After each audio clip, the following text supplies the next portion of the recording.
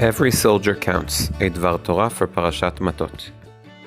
With a minor exception, what I'm about to say now helped me when I spent Shabbatot as a lecturer on IDF bases. While the opening point in the past was Sefer Yehoshua and the destination reached Parashat Matot, the route this week will be opposite. Perek in our Parashah returns to the tale of the Midianite war, which was first introduced at the end of Parashat Balak. Many topics are discussed in the aftermath of this conflict, including loot distribution, the regulations governing vessels defilement, and how the Midianite girls are to be treated. I, however, want to focus on a brief exchange between the army commanders and Moshe. The army leaders decide to make an offering to God to atone for their sins after the spoils are divided because they counted the head of the men of war that were with us, and not a man is absent. The question posed by the commentators is, what enabled everyone to make it home safely?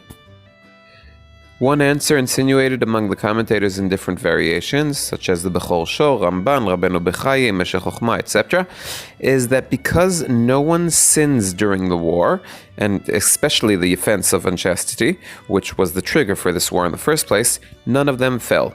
This interpretation gets significant backup from two sources in the chapter. Moshe is unhappy with the army commanders for not killing the Midianite women, since they were the instigators of this conflict, and the Torah also outlines the bizarre offering they choose to give. Even though there were plenties of animals to choose from, the commanders decided to offer the jewelry they had seized and not livestock. Shadal offers a different answer.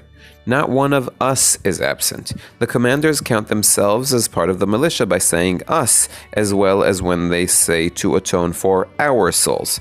In my understanding, Shadal expects from the leaders the same standard of behavior expected from the soldiers. If I take his words a step further, it can be argued that this is also their merit. If a commander wants to see his soldiers return home safely, let him consider himself one of them. I want to prove Shadal's words and add to them. In Sefer Yehoshua, a terrible tragedy occurs.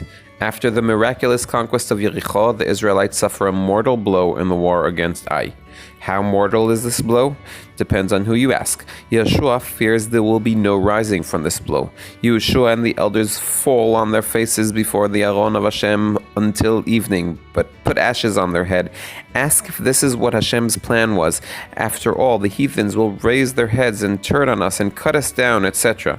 How many people actually fell? According to the verses, about 36, which, considering Tanakh's tendency to round to tens, is a strange number.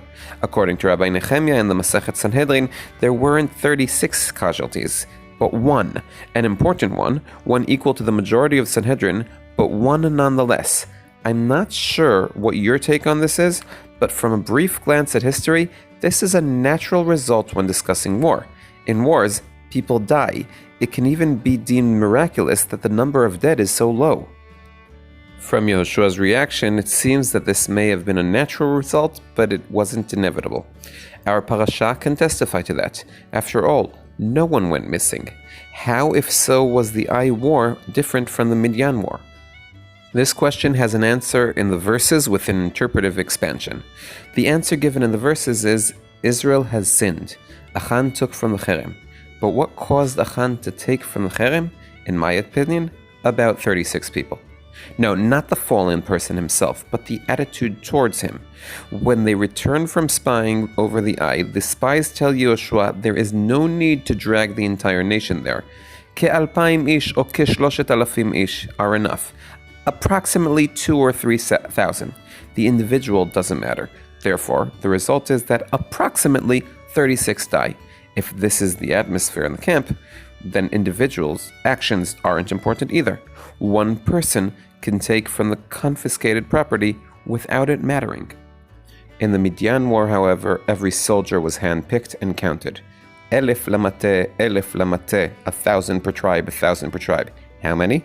1,000 lamate, which is 12,000, 1,000 per tribe, which is 12,000. Does anyone else need clarification? And Moshe sent them 1,000 per tribe. The numbers are precise and repeat themselves, not to mention the root elef, that's repeated in the chapter 30 times, more times than most books in Tanakh. Yehoshua also understands this message. In preparation for the second Eye War, the command is different. Yehoshua must take all the soldiers. During the war, the recurring phrases is, "And Yehoshua went, and all Israel with him." When every soldier is counted, every soldier counts. If you enjoyed this video, please let me know about it, or if you didn't also. I'm Dovi Holtz, one who loves counting and Tanakh.